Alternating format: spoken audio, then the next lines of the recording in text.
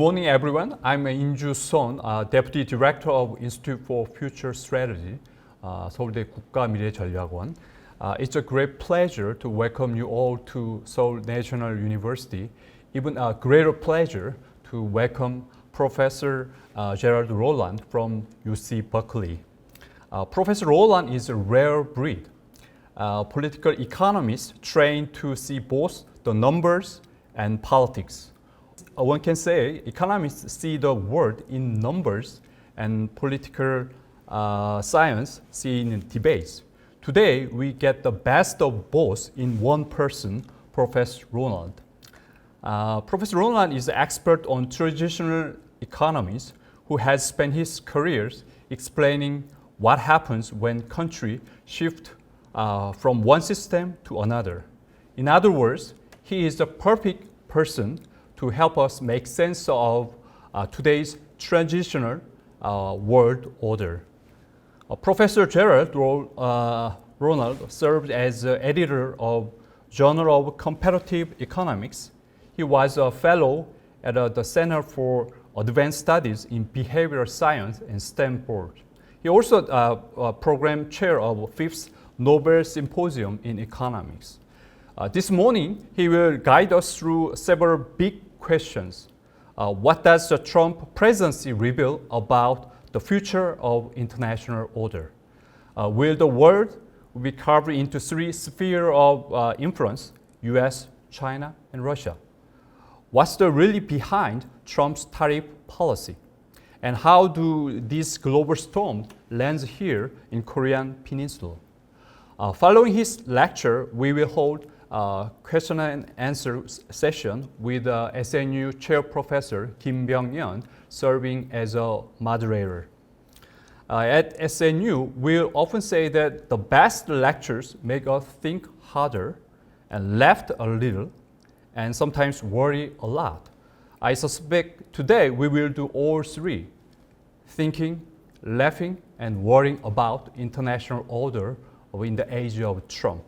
So please join me in giving a very warm welcome to Professor Rowland.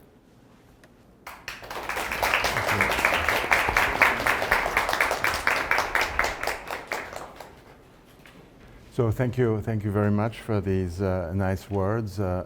It's also nice to be back. I've been many times at Seoul National University. I've worked with your colleague Kim Byung-yeon, and so I'm happy to be back. It's been quite a while, and things have been moving. Oh, louder, yeah. Okay.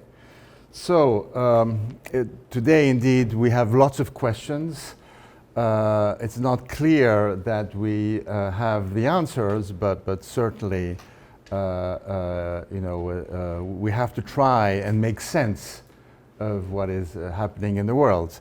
Again, these last few days has been like emotional roller coaster with President Trump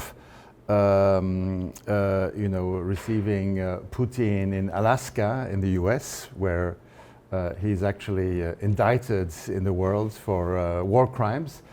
And a few hours ago, we got news from what happened in the White House, in the Oval Office, with President Zelensky from Ukraine, backed by leaders from European countries. And we cannot say that this brings much clarity. It brings probably even more questions. And so, to put things into perspective, the re-election of Donald Trump has really raised many questions about the future of the international order. And that is something that is very important for the whole world, but especially in regions like, the Korean Peninsula, Southeast Asia, which basically are faced with lots of challenges. So when Trump was elected, he made open declarations of the intent to take over Greenland, something completely unexpected, saying we will take Greenland, and not even asking the Danish government. Also made open declarations about transforming Canada into the 51st state, which again, very, very shocking to many people. And he also made declarations about Panama, even though that was less covered by the media, but essentially criticizing the Chinese presence in the Canal of Panama and making threats, making again territorial threats relative to Panama. Now, this is just the first of a long list of things that have been happening only in, let's say, the last 6 months in the world. President Trump has been bullying nations with tariffs, and the latest examples are Brazil and India. Brazil, because Trump is not happy with the fact that former President Bolsonaro is indicted for trying to stage a coup, at least it's the accusation. India being bullied because they're trading in oil with Russia, and so the US say, you should not do that, and therefore we're going to punish you. Of course, there's been bullying of Switzerland, bullying of the EU. The list is very, very long, and who knows what will happen when President Lee meets President Trump, actually in probably less than 10 days. So there's a lot of uncertainty related to that. Trump has had an ambiguous attitude towards Putin and the invasion of Ukraine. We've just seen it these last few days, but clearly it makes people afraid. It creates uncertainty. We don't know, how much President Trump is on the side of Putin or not. So there's a lot of ambiguity there, and I think ambiguity is probably a euphemism, because some people say he's actually more friendly to Putin and Russia than to Ukraine and Zelensky. There's also an ambiguous attitude towards the Taiwan question. This has been less covered, but for example, the recent episode where the Taiwanese president was forbidden to fly over US territory is something that has been seen as worrying, sort of to all international observers, and precisely because of Trump's changing attitude, there's a clear fear that the US may not back Taiwan militarily in case of a Chinese threat. And then there's also been an ambiguous attitude towards US traditional allies. It's been the case with European countries. It's been the case with Japan. I think it's also, the case with South Korea. And this is something that, people are shocked because they're absolutely not used to that. So now, when thinking about those things, we have to make the difference between, on one hand, Trump's personality, but also new and possibly lasting trends in the international arena. So Trump's personality is one thing. We can talk at length about his character flaws, about his view of the world. But in case U.S. democracy survives the Trump presidency, which is likely, but it's not necessarily 100% likely. People say, well, Trump will be gone in a few years, so what's going to happen? So I think we have to make the difference between what is on one hand, Trump's personality, but also whether there are new and possibly lasting trends in the international arena. And so what we've seen with trends, with Trump, how much is that purely idiosyncratic, but also what are kind of deep undercurrents that may be behind that, and how can we make the difference between what is specific to Trump, but also possible longer trends in U.S. Foreign affairs policy.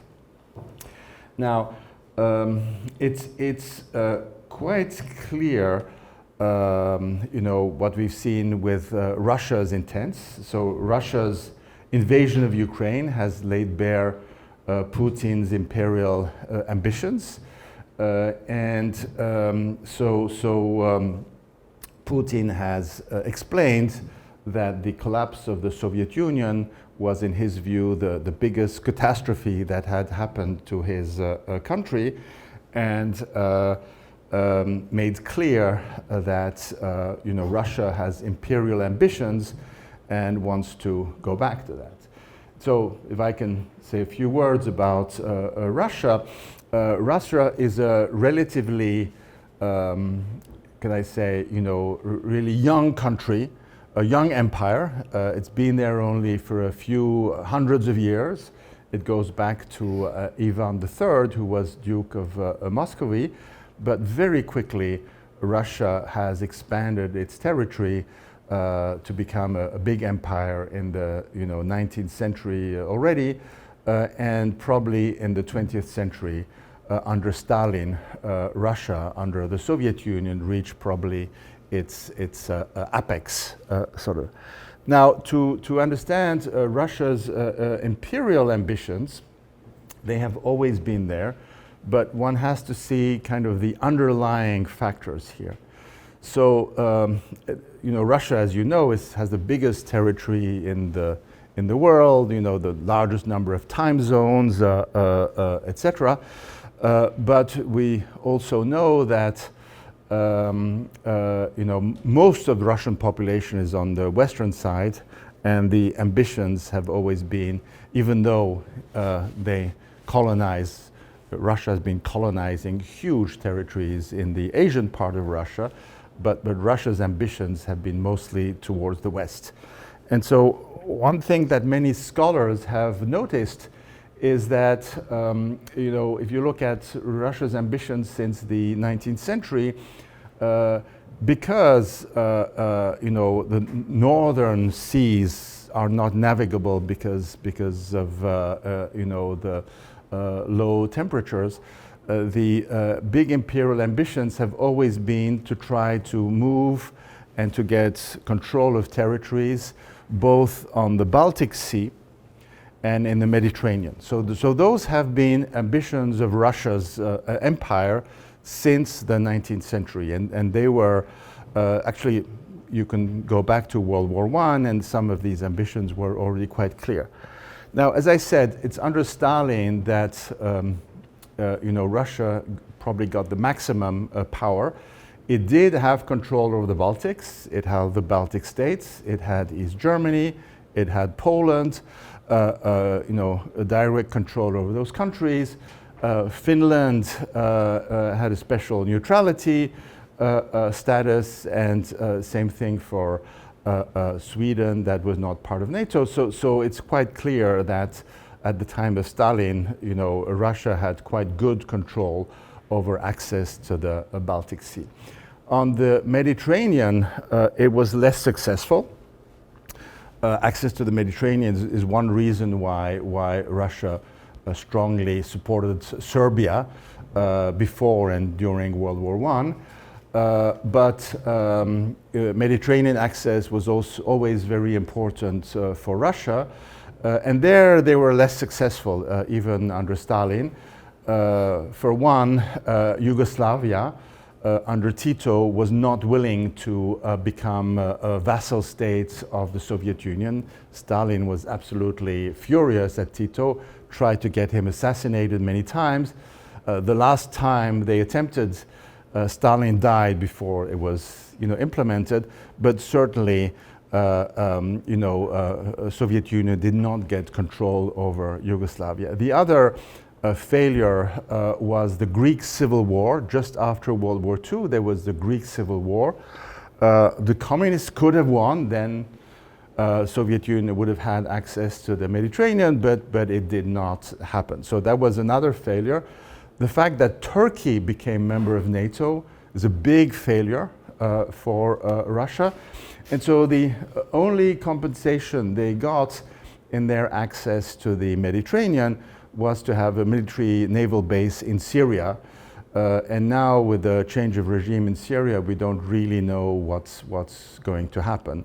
But those were certainly the ambitions, and so Russia's imperial ambitions have always been towards the West, and that explains what we see in Ukraine, and why is very dangerous. If they win in Ukraine, they could go to Moldova, the Baltics, Poland. Those countries would really be next in line, and we don't know where they could stop. So that's clearly Russia's imperial ambitions in today's world is very clear for everybody.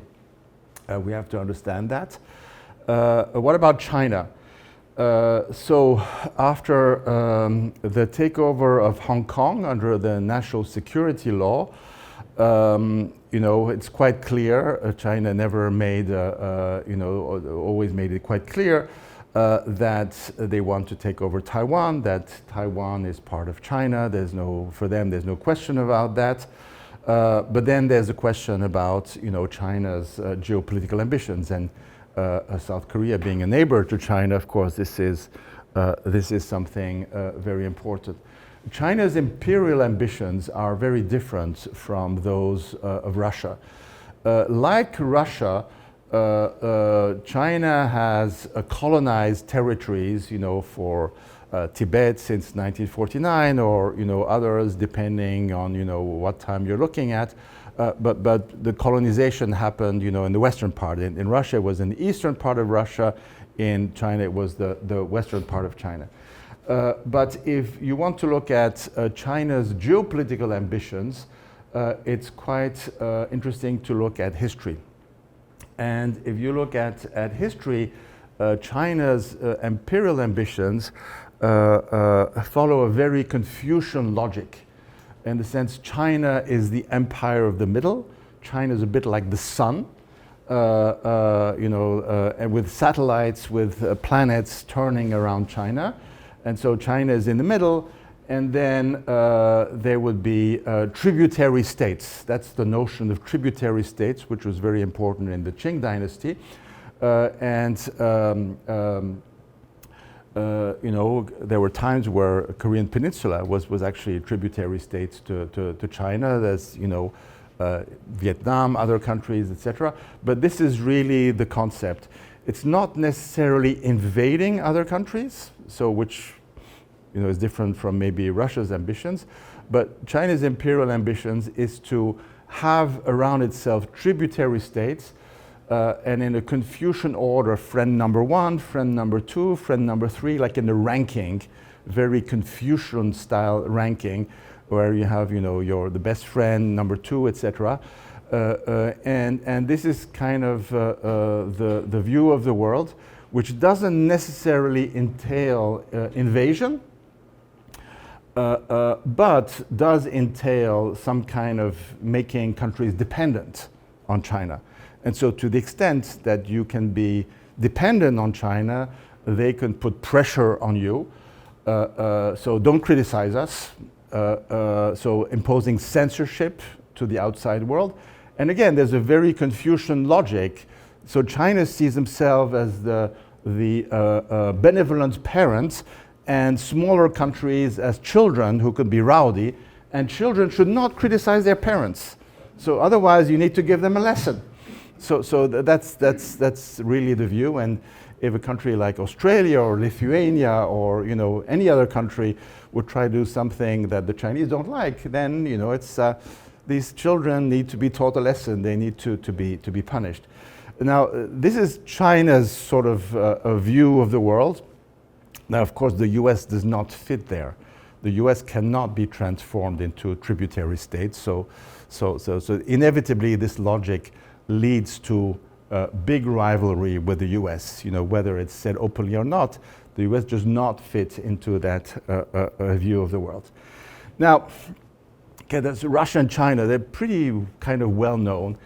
But what about the U.S.? And so I'm going to try to think with you given what we've seen recently, what will be the role of the US under Trump and possibly afterwards, which is probably, if we take the long run view, is probably what matters the most for us. And so, what I'll try to do is I'll try to make sense of US international policy under Trump and beyond. I will also speak a little bit about the meaning and effect of Trump's tariff policies. I think this is something that is very specific to Trump, that may not necessarily last, or at least the philosophy will not last. And then finally, I will discuss how these changes in the international order may affect the situation on the Korean Peninsula. And there I hope we can have a discussion, because there's a lot of unknowns, and many of you probably have better insights than I have about this situation. So, to try to understand, the US under Trump, a useful way is to go back to what was called the Monroe Doctrine. So anybody who has studied a little bit the history of the US knows that the Monroe Doctrine was something very important. In 1823, President Monroe elaborated what is called the Monroe Doctrine, stating that the Americas were close to European colonization. So hands off the Americas. And that at the same time, the US was not interested in intervening in European affairs. So that's essentially, I mean, you can go a little bit more, but that's essentially the Monroe Doctrine. And so the Monroe Doctrine has been interpreted in different ways. One interpretation, which I think was probably the original one, was an isolationist anti-colonial interpretation.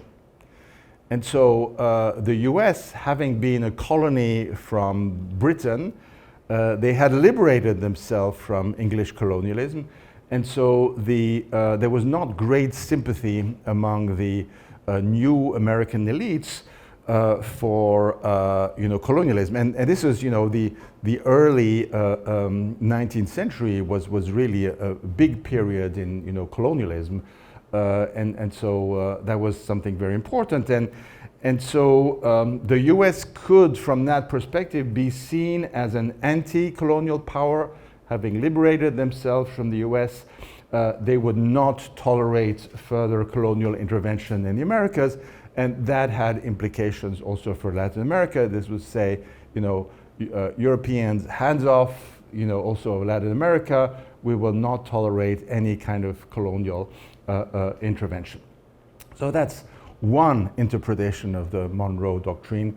Let's call it the isolationist interpretation. And then there's the imperialist interpretation.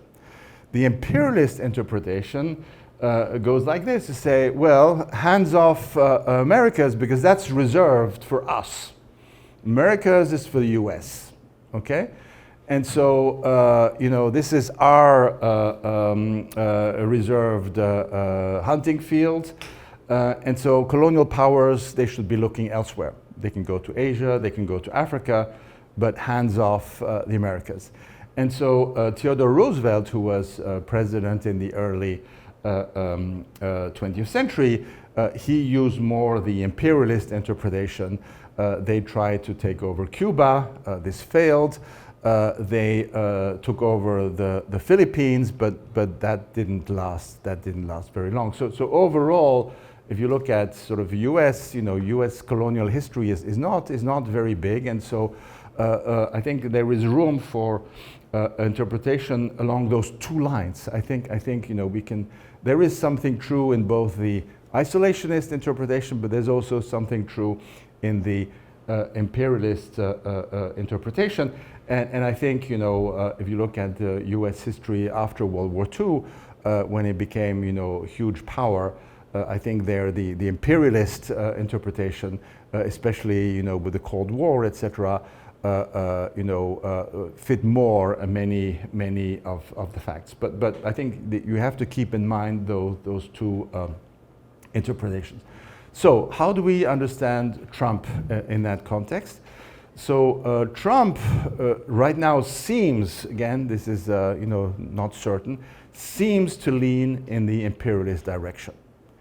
And so if we take that interpretation, that means the US would claim the right to exercise control over the American continent, and that would make sense of the declarations about Greenland, Canada, and Panama.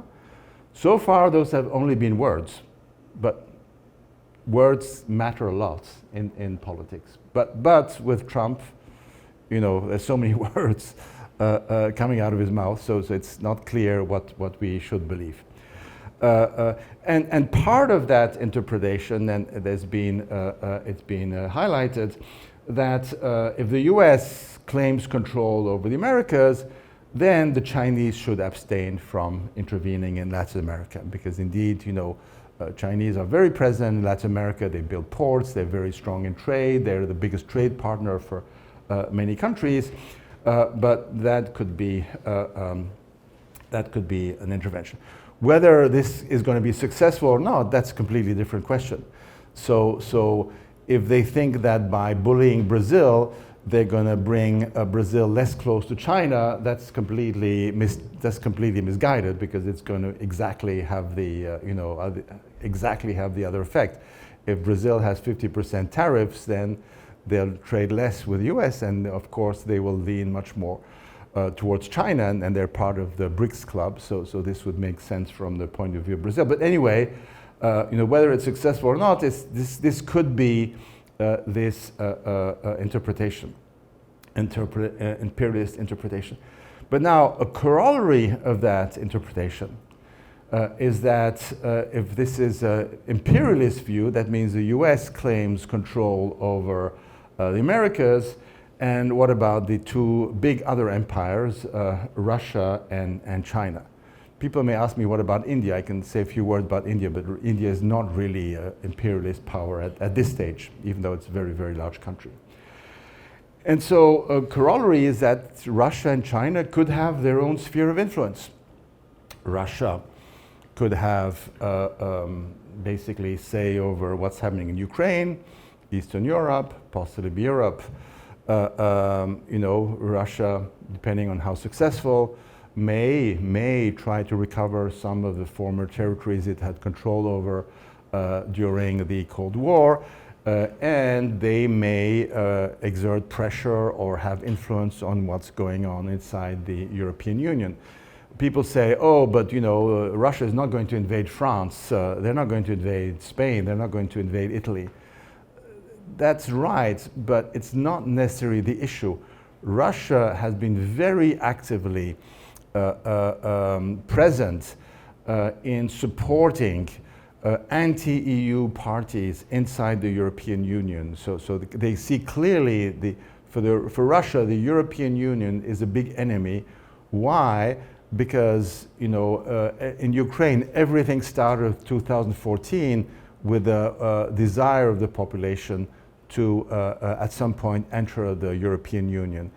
Inside Belarus, there's also very strong pro-European sentiment, and you know, the grass is always greener in your neighbor's garden, and so people in Eastern Europe, they clearly see the economic success of the European Union. They see how Poland has increased its income per capita in the last few decades, and the EU is a tremendous economic power, and so even if Russia would not want to, let's say, invade necessarily, you know, West European countries, it may still want to use its leverage, its power, to influence politics in various countries, and it may be successful. So the next French president may be Marine Le Pen, and Marine Le Pen is known to have had rather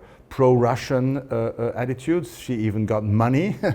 Her party got money from Russia to support their campaign. So the Russian influence, you know, could be direct and indirect. But essentially, so from the point of view of the U.S., if they say, well, you know, okay, so we're controlling, you know, Americas, we'll let Russia do what they want in Europe. So that would be essentially the interpretation.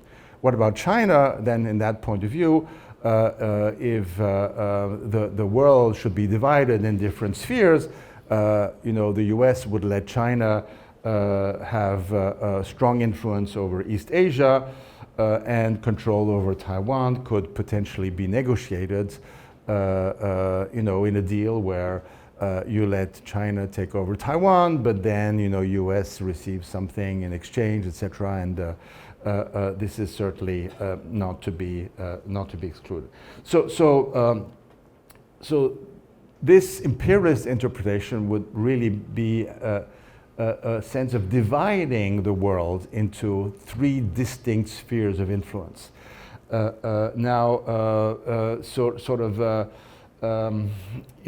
are consequences. If that is the case, again, I say if that is the case, because we have to start thinking about it, several implications, strong implications should follow from that. First of all, this means that international relations will be governed only by balance of power considerations, in a way the rule of the jungle. The stronger one wins, and might makes right, as they say. And then smaller countries will be victims of imperialist powers. And of course, if you're part of a smaller country, if you're not one of those three big imperial powers, this is very dangerous, and this is certainly a big cause of concern. Second implication that we can draw from this is that trade will be used more and more as a geopolitical tool with increased economic uncertainty. So it's quite clear, I'll come back to that a bit later when talking about the tariffs, but Trump has been using the tariffs certainly with a geopolitical intention, saying, if you don't do this, I will increase tariffs by 15% or 50%, etc. And so trade could be used more and more as a geopolitical tool. And so these two first aspects are really very worrying, because after World War II, with the United Nations, with the building of the international order, there has been the attempt, and I insist on this word, the attempt to try to build a rules-based order. Now, many Americans use this word rules-based order, but the Americans are among those that have been the least following this. So depending on whether it's a Republican or Democratic administration, they would either insist on the rules-based order or say, no, the US has its own rules, and the US is completely sovereign. The US should not be told in any way what it should be doing. Same thing with trade. The big success of the post-war era has been really international trade, which has been a key element in the success. So, for example, Japan, South Korea, China, all of East Asia, their economic success is very linked to the export-oriented strategies in a world where there's a lot of free trade. I mean, the world never had complete free trade, but where there was more and more free trade. And when trade becomes more geopolitical, there's going to be more uncertainty, and though this brings us backwards. So there's a danger that we are brought backwards in terms of international relations, but also that we're brought backwards in terms of international trade.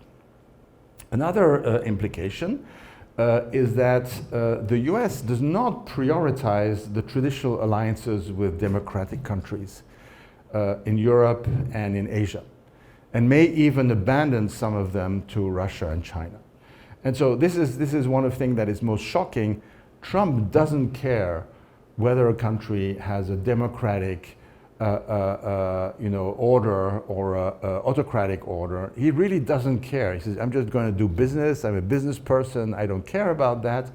But this is extremely shocking, because democracy is really, there's a lot of values behind democracy.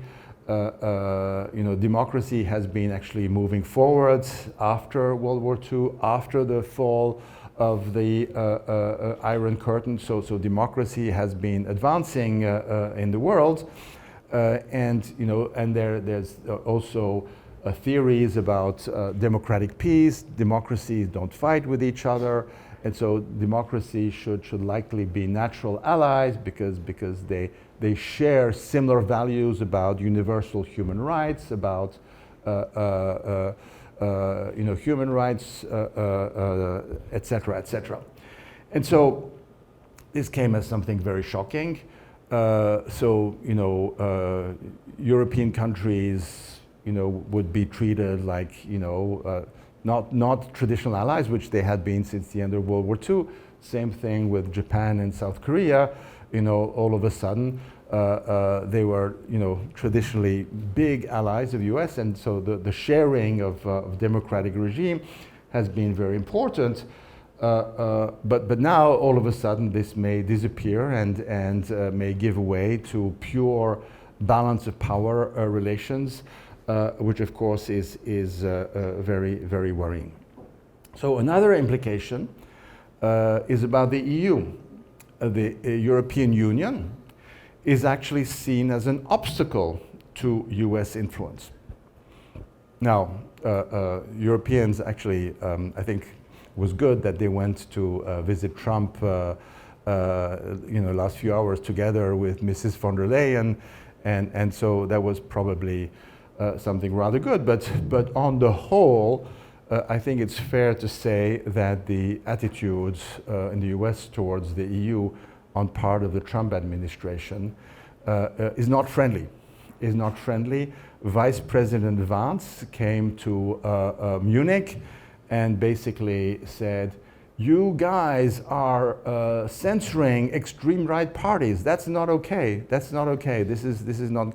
And just recently, a report came out saying that democracy was basically going down in Europe, and the main argument is that extreme right parties are being censored.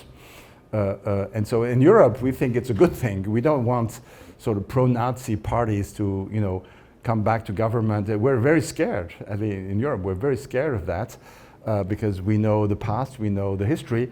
But behind all that is not just because there could be an affinity between the Trump administration, which is very much to the extreme right, and extreme right parties inside Europe, or the Reform Party in the UK. But the EU as such is seen as an obstacle to US influence. The US would, of course, prefer to deal individually with smaller countries rather with the EU as a bloc. And people in the EU kind of know that, and they would like the opposite, because they think that if they can act together, which is not always easy, they could be stronger, because the EU is an economic giant, but it's a political dwarf. That's something relatively well known, and people understand that, but they want to get past this. Another implication, I would say, is that the African continent will be up for grabs between China, Russia, and the US. Because if you see this division of the world, say, Europe's sphere of influence of Russia, Americans for the US, and Asia for China, of course, this is a very rough sketch. What about Africa? No, Africa, there's nothing there. China is very present in Africa, is trying to get as many natural resources from African countries in exchange for infrastructure investment. Russians are very active militarily. They've been chasing the French, and so the Wagner, or now it has a different name, Foreign Legion or something, is very active there. And the US has now a renewed appetite for Africa. In the past decades, US was less invested in Africa because of the weak states that you see, and the difficulties with dealing with these weak states. But now Trump, he looks at natural resources, he doesn't care about governments, and so there are lots of natural resources in Africa, and the US wants to be part of it. So this is not good. This is not good for Africa, because Africa would actually be up for grabs between these three big powers. Of course, there's no question that this would go together with a higher likelihood of global conflicts. Precisely when you use power relations at some point, you want to use real power. and a conflict can quickly escalate. So, and if you don't have, or if you've destroyed the existing international order, it makes the likelihood of conflict larger. And the UN was precisely created with that purpose, and UN can be criticized, but if you destroy the UN, not much good is going to come out of that. Finally, last but not least, with this change in the world order, of course, the fight against climate change is really off the table with terrible future consequences. We know about that. This is kind of the silent danger with low frequency events, but that is moving very strongly. And we know that only concerted international action, cooperation, is the only way to get around it. And we haven't been doing a good job. Sort of the COP conferences have not been doing enough. But what's been happening in recent months destroys the consensus that has been building on those things. Now, given this version of possibly, division of the world between great empires, but I have to say that for the US, this is not a complete picture. The US acts both as an empire, we see evidence of that, but is also a democracy. The US is still a democracy. I mean, it's under attack under Trump, but democracy is being undermined in the US, but it's still a democracy. And I can talk a bit more about that, but civil society is very strong in the US. Another aspect that's very strong in the US is the US is a federal country, which means that the states can have power. And I would bet probably that after the Trump presidency, there will be moves in the US to try to reduce the powers of the presidency, which have kind of been increasing since Lincoln, and thinking that US should become more decentralized. Now, the problem is that as an empire, the US has enormous bargaining power. And so when countries yield to Trump, say, okay, yeah, you increase our tariffs, we get 50%, that's great, we don't have 30%, we're very happy, 50% instead of 30%, because they know that they don't have much bargaining power, because given the huge economic and military influence of the US. But as a democracy, the US has its isolationist tendencies. They're very clearly visible. And still, apart from Trump and his entourage, I would say that among the political elite in the US, there is still mostly a very positive attitude towards the traditional allies in Europe and Asia. So that is still the case. That's not going away. But Trump has broken the trust of US allies. Now we don't trust him. We don't know what he's going to do. We don't know what he's going to do in Ukraine. We don't know what he's going to do in Taiwan. We can't really trust him. And so successors to Trump may or may not behave like him, but the trust is gone. And I think this is certainly very bad, and it would take a long time to rebuild it. And so that's kind of very worrying. Now, question behind this, since we know that the big rivalry is between the US and China, the question is China winning? Is China winning? And here I have to say, I'm really quite an opponent of Xi Jinping's regime and not at all sympathetic to that. Unfortunately, I would say the answer is mostly yes for now, that China is winning. But it's not because of China's moves. China has lots of problems of its own, so I could talk for half an hour about China's problems, from the public finance system to the lack of innovation, to the attacks on the private sector, to the demographic evolution, etc. But the fact that China may be winning is mostly due to the self-destructive policies that Trump has been imposing. And so, just to name a few, there's a frontal attack on science, basically attack on healthcare, the appointment of Robert Kennedy, the huge attack on healthcare, the attack on universities, the American universities has been, really at the forefront of science in the world, attracting a lot of people, and there's a frontal attack on universities. The closing of borders and the closing of immigration. Immigration has always been one of the strengths of the US, because they have attracted not only labor from other countries, but they've attracted human capital, and that's been fundamental. And so science and immigration are one of the reasons behind the huge economic power of the US. Same thing with the self-destructive economic policies of tariff. There's no single serious economist who would say that these are the right policies. They are self-destructive. They create a lot of harm. Trump has been engaging in the destruction of the state apparatus and transformation into a patrimonial, personalistic state. So there were rules inside the government administration. It was kind of, rules-based administration, which is kind of a good thing. That's, since Max Weber, we know that's what modern bureaucracy should be. They should be based on impersonal rules that people can rely on. Instead, it's all becoming about loyalty. Everything is related to your loyalty. You transform it into what is called the patrimonial, personalistic state, which is how mafias are run, which is how banana republics are run. And so if you look at China, China is a strong dictatorship, but China has impersonal rules. China, even if you go back to the legalistic tradition in China, which counts on the state to repress its citizens, is based on rules. And so, rules-based states are actually stronger than those that are based on personal loyalties.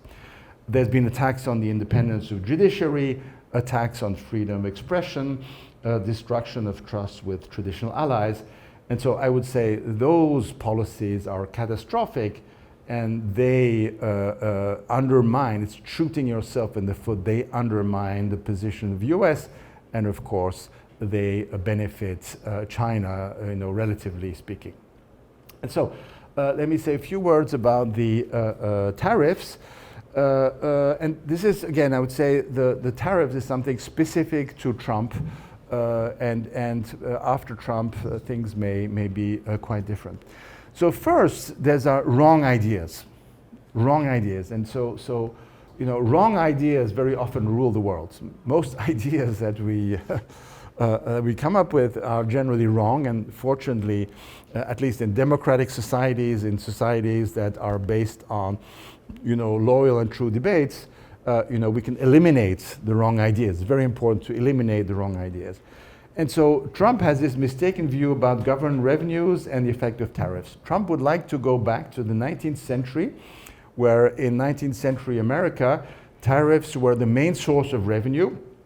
So why does he like that? Because if tariffs are the main source of revenue, then you can get rid of the income tax. Indeed, there was no income tax. Income tax came much later, and income tax has introduced, progressivity in income taxation, and he doesn't like that. So it's really trying to go back to a fiscal structure that you see these days only in some developing countries, but that were there historically. And so these are wrong ideas. Public finance people, of course, would tell you that's completely wrong. And so these wrong ideas are combined with a mistaken view about reindustrializing the US. The US is a post-industrial society. We should still rely on comparative advantage. Trying through tariffs to kind of induce other countries to invest in the US is not going to work. And so any serious economist would tell you that. But the Trump sycophants, they just repeat the idea that that tariffs are there to force, to induce other countries to invest in the U.S.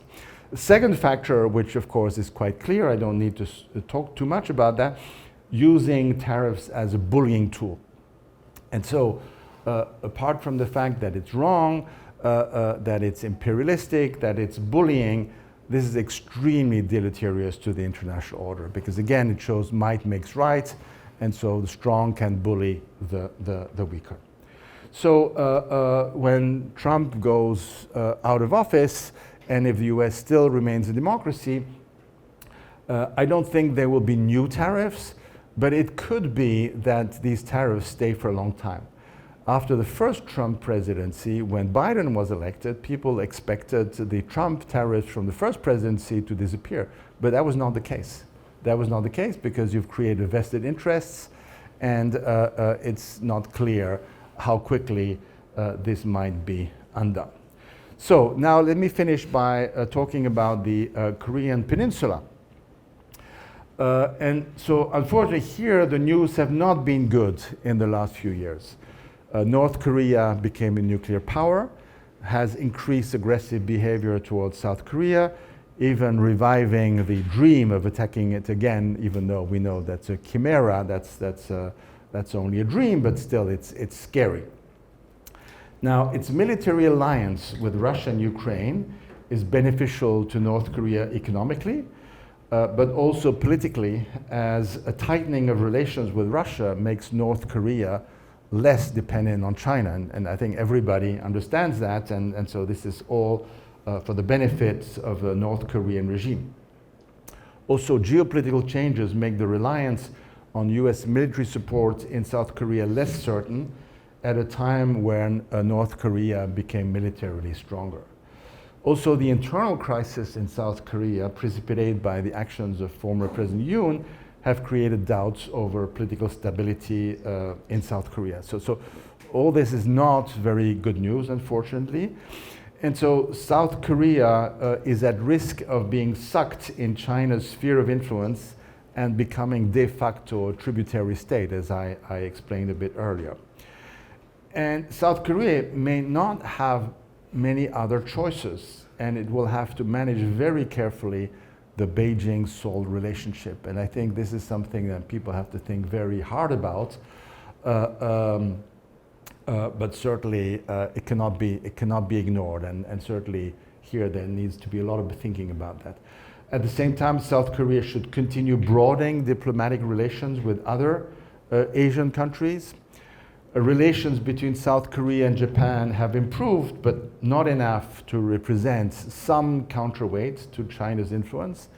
And certainly urgent steps would be needed on both sides, and any progress there would be certainly desirable, even though it's much too slow, and we understand why. There's a lot of historical baggage. It's all very complicated, but if you look towards the future, it's clear that Japan and South Korea need to strengthen their ties with look not towards the past but towards the future.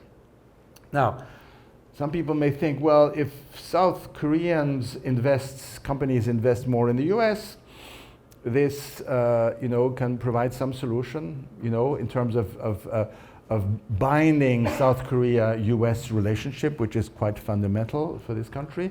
This can help. It can also help politically to maintain stability, but it's not going to be a panacea. And I suspect Trump may ask South Korea to pay much more for the presence of US troops, and that's something that is to be expected and managed. Now, some ideas have been floating of developing nuclear weapons by South Korea. And after thinking about it, I think this would be likely to create even more instability, and especially in light of everything else that's happening, would probably have catastrophic consequences. And so here I think the only reasonable approach is to reaffirm as much as possible the protection by the US nuclear umbrella as kind of what one should be pushing for. Now, a new approach to negotiations with North Korea without creating illusions, like under President Moon, would be welcome. The recent rejections of negotiations by North Korea should not be seen as a discouragement, and having active lines of communication is important. It seems little, but these you have to keep to a minimum. There's little hope for big moves, so I think we should not have too many illusions, or even of some return of the sunshine policy. The fact that Kaesong remains closed, I think, is a clear indicator that we're still very far from coming back there, but small steps can be helpful. And so in the light of uncertainty over future US commitments, it's also important to avoid appearing weak. And so new wave of defense spending may be necessary, especially if the US intends to reduce its presence or its own military spending in South Korea.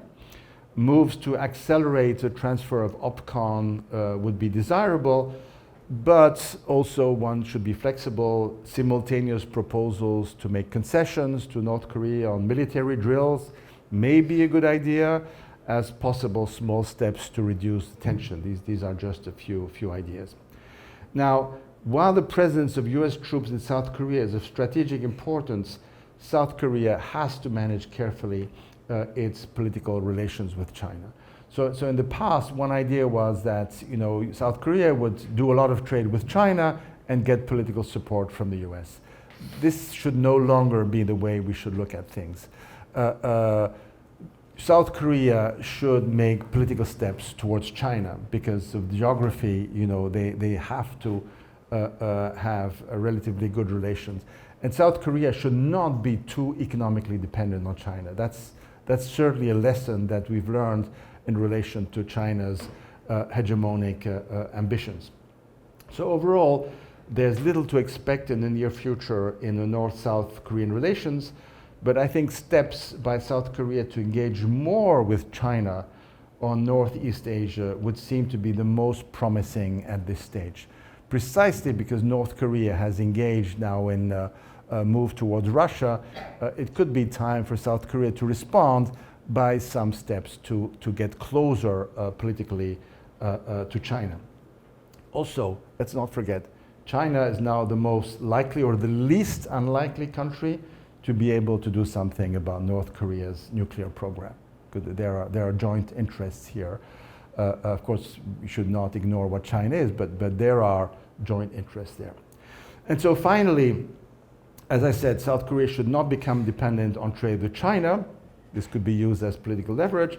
At the same time, South Korea has no interest in antagonizing China. So diplomatic relations here are important. Now, one idea that can be discussed is that active South Korean support for Ukraine could be a welcome development as well. It's a new idea, but it may give leverage to South Korea. Also, in light of that idea, more active economic and political relations with the EU should be promoted. And in a world dominated by three big powers, mid-sized countries should work more with each other to avoid dependence on big powers, not just in Asia, but also outside Asia. In the same spirit, more active relations with NATO would be welcome. Thank you very much. Okay, thank you so much for your time, and thank you so much for your lecture and conversations. Would you join me by giving our thanks to Gerard by big hands? Thank you so much.